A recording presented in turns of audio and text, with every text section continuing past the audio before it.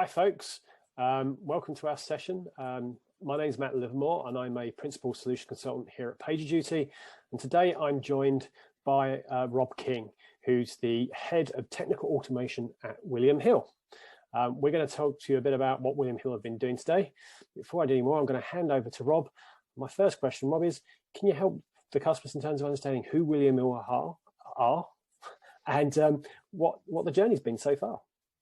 Hi, well, William Hill, as I'm hoping most of you know, is a gambling company.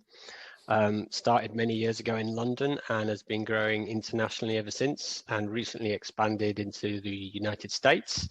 That was so successful, we've been bought out by Caesars, who are now taking that American part of the business and going to push sports betting and gambling in the US, while the rest of the world will continue on as William Hill, where we hopefully will give customers the best betting experience possible and the safest one.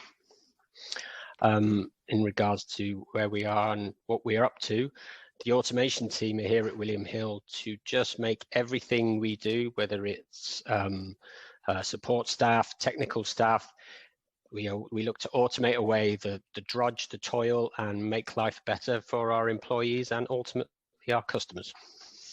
Okay, so let's touch on that automation piece then. In terms of the sort of the key workflows, what sort of things are we talking about there? What specifically are you working on? Well, one of the biggest things we've been working on recently is sort of mean time to repair. So making sure that our customers can get to our product as often as possible. And if we do have an issue or we take some maintenance, that product is back with the customer as quick as possible.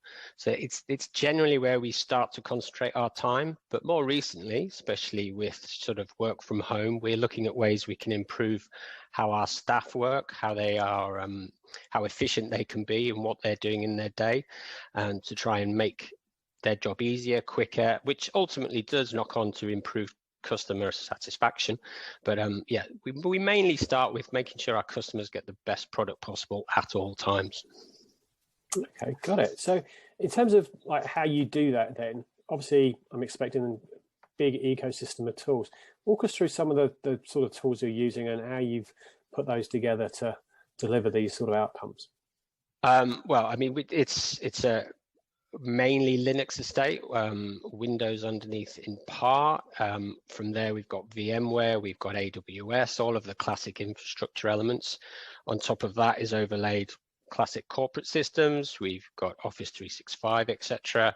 Other corporate systems, time and attendance, those kind of systems. And then we run a system called OpenBet, which is a fairly ubiquitous gambling platform that helps run not just us, but our competitors too. Also, what we tend to get is customer complaints, customer issues from our monitoring platforms, whether that be sort of New Relic, we had CA Suite before. We've got Splunk looking at all of our logs, aggregating our logs. We're looking for patterns, anything that's out of the norm. We hope to spot it.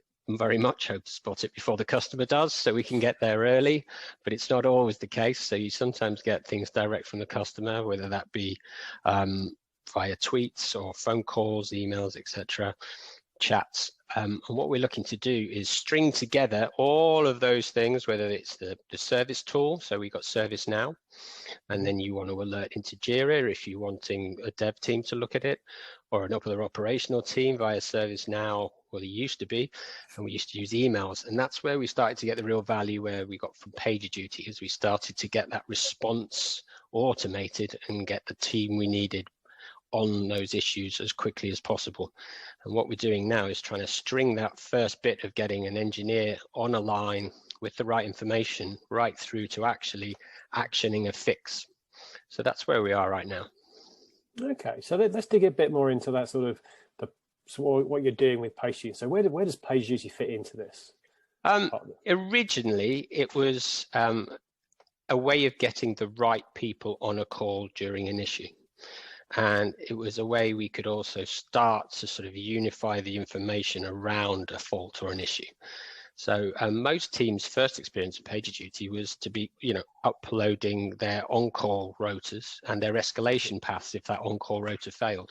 So most people, that was their first value they got out of PagerDuty. the person who was actioning the call just hit call the DBA, call network, and PagerDuty would do the rest. So we didn't have to know exactly what their mobile number was, really clunky spreadsheets of who to call when.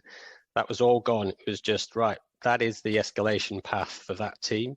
That's their current rota. If that rota fails, it followed the escalation path. So we knew how to get the right people very quickly. That's where we started with PagerDuty. Then as it grew, we realized that, you know, we didn't just buy it for that. We then started to build this sort of the service structure. So you could start to identify in more detail what things were, where it had gone wrong, what we should do next, who should be called.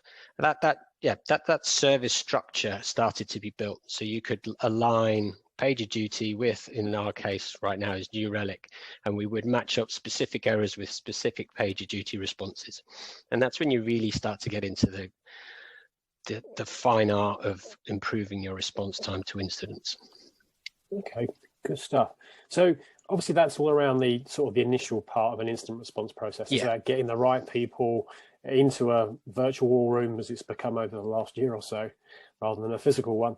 But it's that whole point of getting people together to work on an issue.